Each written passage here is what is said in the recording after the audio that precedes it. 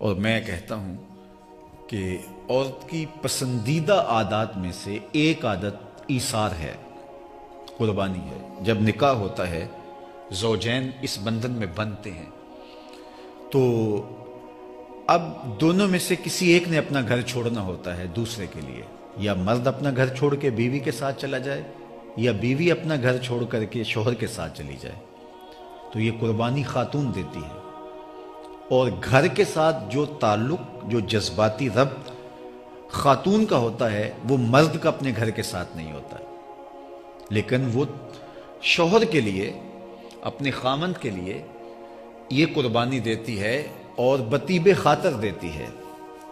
اس کے دل پر ایک بوجھ تو ضرور ہوتا ہے کہ میں وطن مالوف چھوڑ رہی ہوں، ماں باپ کا گھر چھوڑ رہی ہوں، میکے دیس چھوڑ رہی ہوں، لیکن وہ چھوڑتی ہے۔ یہ ایثار کا جذبہ اگر شوہر اس پہ نظر رکھے اور اس پہ نگاہ رکھے کہ اس نے میرے لیے سب کچھ چھوڑا ہے، تو اس کی بہت ساری چیزیں برداشت کرنے کی سکت پیدا ہوگی، اور اس دواجی زندگی میں خوبصورتیاں پیدا ہوں گی اور جمال پیدا ہوگا۔ تو یہ ایک ایسی جامع بات ہے جو شوہروں کو بتا کر کے حضور نے ان کو اچھی اس دواجی زندگی کی بنیاد رکھنے کی تلقین کی، اور یہ بھی ارشاد کر دیا کہ اگر تم 100% چاہو اپنی مرضی کے مطابق ڈھالنا تو یہ نہیں ہو سکے گا۔ فرمایا عورت ٹیڑھی پسلی سے پیدا کی گئی ہے، اس کو بالکل سیدھا کرنا چاہو گے تو ٹوٹ جائے گی، اور اگر یوں ہی پڑا رہنے دو گے تو ٹیڑھی کی ٹیڑھی رہے گی۔ تو ساری زندگی مرد کے ہاتھ میں عورت کی تربیت کا جوہر ہے، تو ساری زندگی اس کو جو ہے وہ اسے کچھ نہ کچھ کہنا ہی پڑتا ہے، لیکن اس کی نزاکت کا، اس کی طبع کی لطافت کا اس کو خیال رکھنا پڑتا ہے۔ حضرت انجشہ رضی اللہ تعالی عنہ سواریوں کو ہانک رہے تھے اور خواتین ان کے اوپر بیٹھی تھی، تو انہوں نے ذرا تیز ہانک دیا۔ تو جب سواریاں تیز چلنے لگی تو حضور نے آواز دے کے کہا، انجشہ ذرا سواریوں کو آہستہ کرو، نازک آبگینے ہیں، کہیں ٹوٹ نہ جائیں۔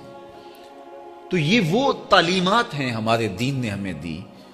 عورت کی لطافتیں، اس کی طبیعت اور مزاج کی خوبصورتی، اور اس کی ادائیں، اس کی عشوہ و ناز، یہ عورت کا جمال، عورت کا حسن ہے۔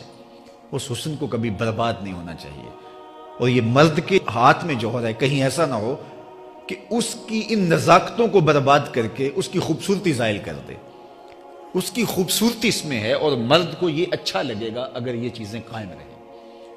تو میرے اور آپ کے آقا مولا نے اس دواجی زندگی کی خوبصورت بنیاد رکھی۔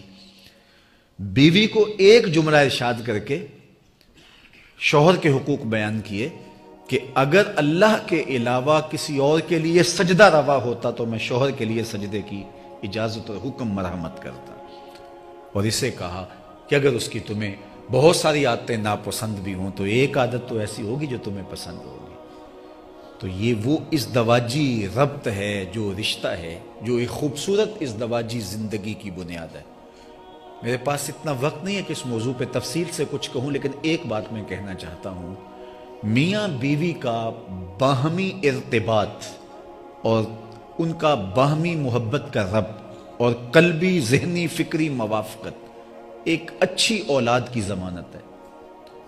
جب زوجین کے مابین فکری ہم آہنگی نہیں ہوگی، قلبی موافقت نہیں ہوگی، الجھاؤ پیدا ہو جائے گا۔ دنیا کے کسی ماہر سے پوچھ لیں کہ کبھی اولاد کی وہ تربیت نہیں ہو سکتی، اولاد خراب ہو جائے گی۔ تو اگر طبیعت میں کوئی اختلاف بھی ہو تو اس کو اولاد سے پوشیدہ رکھنا چاہیے، اور تاکہ جو ہے وہ ایک سالے نسل کی نشأت اور نہضت ہو سکے۔ آج اس موقع پر ولیمے کے لمحے ہیں، تو میں اس نوبیاہتا جوڑے کے لیے اور ان دو خاندانوں کے لیے اور تقریب میں موجود سب لوگوں کے لیے دعا گو ہوں۔ اللہ ہم سب کو اس دواجی زندگیوں کا جمال عطا فرمائے، اور عزیزم اویس کو، ان کی اہلیہ محترمہ کو، ان دونوں کے خاندانوں کو اللہ اپنی خاص امان میں رکھے۔ اللہ ان کے دلوں میں موافقت، موانست، الفت، محبت اور رافت کے جذبے فروغ پذیر فرمائے۔ ہر طرح کی ناچاکی، نا اتفاقی، حتیٰ کہ غلط فہمی سے بھی انہیں محفوظ فرمائے۔ دونوں خاندانوں کی آنکھوں کو ٹھنڈک، دلوں کو قرار اور روحوں کو تسکین پہنچائے، اور ان کے مابین پہلے سے موجود دو خاندانوں کے درمیان جو محبت ہے، یہ نکاح اس کے ازدیاد کا سبب اور ذریعہ بنے۔ جتنے لوگ آپ تشریف لائے، اللہ سب کو خیر دے، سب کو برکتیں دے۔ ہمارے بیٹوں ہماری بیٹیوں کے لیے اللہ صالح نیک رشتے نصیب فرمائے، جس سے ہمارے دلوں کو ٹھنڈک پہنچے، ہماری آنکھوں کو تسکین پہنچے۔ خوشی اور مسرت کے موقع پر میں ان دونوں خاندانوں کو مبارکباد پیش کرتا ہوں اور اس شعر کے ساتھ اپنی گفتگو کا اختتام کرتا ہوں۔ مسرت شادمانی کے حسین لمحے مبارک ہوں، خدا آباد رکھے تا ابد حاصل رہیں خوشیاں۔ جی مجھے کچھ اور کہنے کے لیے منتظمین کی طرف سے عزیزم اویس بھائی کے والد بزرگوار کی طرف سے فرمایا گیا ہے، تو ویسے یہ میرا مزاج نہیں ہے لمبا خطاب کرنے کا، بالخصوص ایسی تقریبات میں۔ ہماری فقہ کا مسئلہ ہے کہ وَطَعَامٌ تَتُوقُ إِلَيْهِ النَّفْسُ، ایسا کھانا جس کی طرف طبیعت کا میلان ہو، اس کی موجودگی کے اندر اگر نماز جماعت کے ساتھ کھڑی ہو تو وہ جماعت ساقط ہو جاتی ہے۔ آپ پہلے کھانا کھائیں اور پھر اس کے بعد جا کے نماز پڑھ لیں، یعنی حضوری جماعت بھی شریعت ساقط کر دیتی ہے ایسے کھانے کے وقت جس کی طرف طبیعت کا میلان ہو۔ تو جب جماعت بھی ساقط ہو جاتی ہے تو میری تقریر ساقط کیوں نہیں ہوگی؟ لیکن چونکہ ان کا حکم ہے اس لیے میں چند لمحے کچھ اور اس عنوان سے گفتگو کر دیتا ہوں۔ جی اللہ آپ کو جزائے دے، کھانا بھی اس دوران میں لگ جائے گا اور انشاءاللہ ہماری گفتگو بھی میں تو اپنے حساب سے مکمل کر چکا، مزید زیادات کہہ لیجیے۔ اللہ آپ کو اپنی خاص رحمتوں اور کرم نوازیوں سے مالا مال فرمائے۔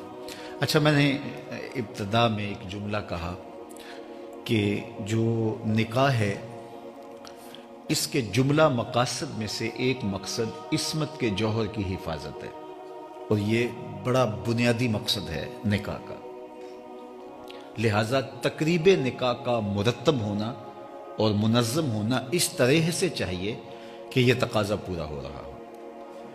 چونکہ نکاح کا مقصد ہی یہ ہے تو پھر تقریب نکاح ایسی نہیں ہونی چاہیے کہ جس سے یہ تقاضا منہدم ہو جائے۔ آج کل ہماری شادیاں، ہمارے بیاہ اور ہماری تقریبات جس طرح بے حیائی، حیا باختگی اور بے شرمی کا مرقع بن گئی ہیں، اور اس کو فیشن کا نام دے دیا جاتا ہے، یا خوشی کا موقع ہے تو کوئی حرج نہیں ہے یہ کہہ کر کے اس کی اجازت فراہم کر لی جاتی ہے، جبکہ یہ شادی کے بنیادی مقصد کے ہی برعکس چیز ہے، جبکہ شادی کا مقصد عصمت کے جوہر کی حفاظت ہے۔ تو یہ ایک بدبختی ہے جو شادیوں کے اندر در آئی ہے، اور جس کے نتیجے کے اندر ہماری ازدواجی زندگیوں سے برکت اٹھ جاتی ہے۔ جس کام کا آغاز ہی شریعت بیضا کی مخالفت اور اقدار عالیہ کا ذبح کرنے کے بعد ہی جس کا آغاز ہوگا، تو اس میں برکات کبھی بھی پیدا نہیں ہو سکتی۔ بعد میں لوگ یہ کہتے ہیں کہ ہم نے تو اتنی خوشیوں سے، اتنے چاؤ سے شادی کی، لیکن اس کی خوشیاں ہمیں نصیب نہیں ہو سکی۔ تو وہ اس لیے نہیں ہو پاتی کہ اس سے برکت کو ہم زائل کر دیتے ہیں اور برکت ختم کر بیٹھتے ہیں، اور اس کا سبب یہ ہے۔ تو یہ بات ذہن میں رکھیے کہ خوشی ہو یا غم کا مرحلہ، ہمیں کسی موقع پر بھی شریعت سے تجاوز کرنے کی سرے منہ بھی اجازت نہیں ہے۔